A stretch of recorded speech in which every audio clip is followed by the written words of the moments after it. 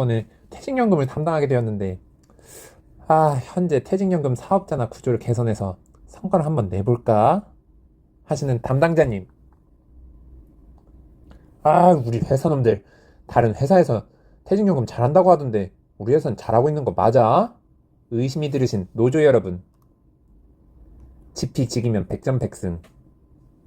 우리 회사 상태를 알고 퇴직연금 사업, 퇴직연금 시장, 금융사들 입장을 이해하면 우리가 어떻게 대응해야 할지 답이 보입니다.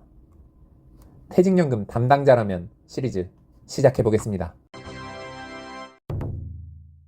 안녕하세요. 퇴직연금 담당자라면 시리즈 마지막 퇴직연금 제도에서 관리자가 반드시 알아야 되는 팁들에 대해 설명드리겠습니다. 앞선 DB, DC 영상에서 다루지 않은 팁들을 설명드릴 예정이니 끝까지 시청 부탁드리겠습니다. 자, 첫 번째, 우리 회사 상태에 맞는 퇴직연금을 하셔야 됩니다. 우리 회사 상태라 하면 예를 들어 우리 회사가 30인 이하 사업장이다 라고 한다면 근로복지공단 퇴직연금을 도입하시는 것이 좋습니다. 그리고 30인 이하 사업장이 아니지만 총 적립금이 10억 이하라면 이 경우에도 근로복지공단 퇴직연금을 하시는 것이 좋습니다. 이 두 가지 케이스가 다 아닌 경우엔 이때 일반금융사 퇴직연금을 하시는 것을 추천드립니다. 왜 그러냐 하면 일반금융사 같은 경우 사적 이익을 추구하는 사기업으로서 회사의 이익을 추구하기 때문에 적립금이 낮으면 적립금 규모별로 받는 수수료 수익이 낮고, 가입자가 적으면 이 가입자를 활용한 추가적인 수익을 얻을 사업에 연계시키기가 어렵습니다. 그렇기 때문에 이 일반 가입자가 적고 적립금이 작은 경우 일반 금융사를 퇴직연금으로 도입했을 경우에 일반 금융사의 관리가 소홀해질 수 있고, 그리고 소홀해진다고 하더라도 이 회사 입장에서 일반 금융사와 딜을 칠 수 있는 부분이 없습니다. 그렇기 때문에 오히려 근로복지공단 퇴직연금을 활용하시면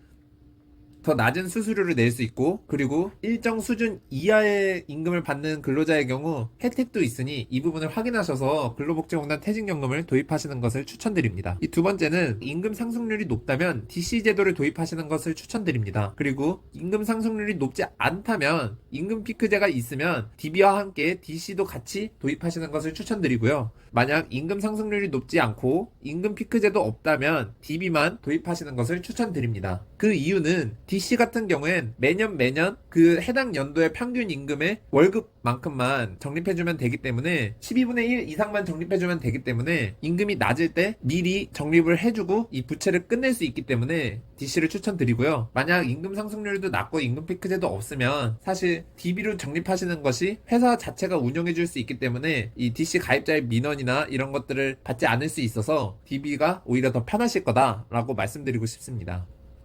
두 번째, DB 제도에서 운용관리 기간 중에 간사를 뽑아야 되는데 이 간사를 관리하는 방법입니다. 먼저 퇴직연금 관련 법률 전문성이 있고 피드백이 빠른 회사가 간사 기간을 하도록 고르는 것을 추천드립니다. 이 간사는 주로 퇴직금 지급이라든지, 그리고 현재 다양한 운영관리기관에서 운영되고 있는 퇴직금 현황 등을 주기적으로 보고하는 업무를 수행합니다. 그렇기 때문에 무엇보다 우리 회사가 궁금한 걸 물어봤을 때 피드백이 빠른 회사여야 되고요.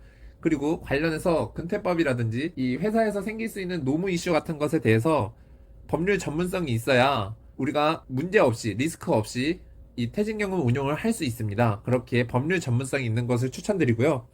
그리고 간사를 수행한다고 해서 따로 수수료를 더 수취하거나 그러진 않기 때문에 간사 기간의 동기부여를 위해서는 다른 운영관리 기관과 차별성을 두어 부담금 분배 시에 비율을 조금 더 챙겨주시는 것을 추천드립니다. 그리고 DB 간사 같은 경우에는 담당 직원의 역량이 굉장히 중요합니다. 이 DB 같은 경우엔 연말에 큰 자금들이 몰리다 보니까 빈번하게 상품 교체 사고가 발생하고, 그리고 이런 상품 교체 시에 피드백들을 빨리빨리 받아야 되는데 느린 피드백을 받게 되면 관리자 입장에서는 불안하게 됩니다. 그렇기 때문에 그런 불안을 겪지 않으시려면 이 담당 영업사원이 미흡하거나 너무 바쁜 사람이다 라고 생각이 드신다면 빠르게 교체를 요청하셔야 됩니다. 이 교체를 요청하는 경우는 생각보다 흔하고 이게 그 회사에 미안한 일이 라고 생각하지 마시고 고객 입장에서 불편하다고 느껴지면 바로바로 요청을 해주셔야 됩니다. 만약 받아들여지지 않을 경우에는 사업자 교체도 불사해 보시는 것을 추천드립니다.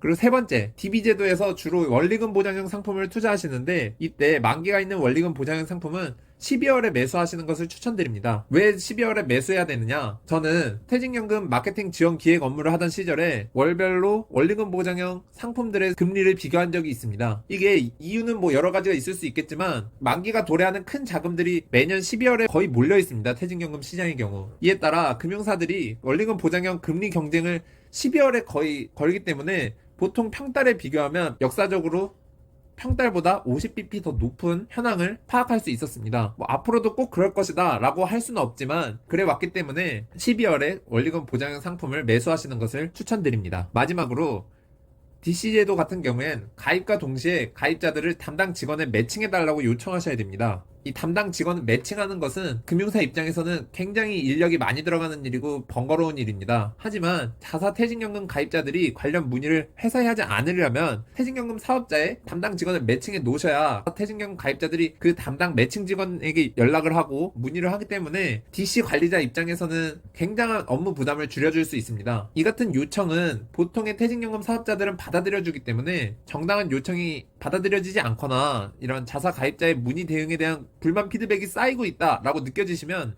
과감히 해당 DC 사업자를 제외시키거나 아니면 현재 있는 DC 가입자들도 다른 DC 사업자로 이전을 유도하시는 것을 추천드립니다. 자, 결론입니다. 먼저 우리 회사 상태를 파악하고 우리가 어떤 퇴직연금을 할지 정하셔야 됩니다.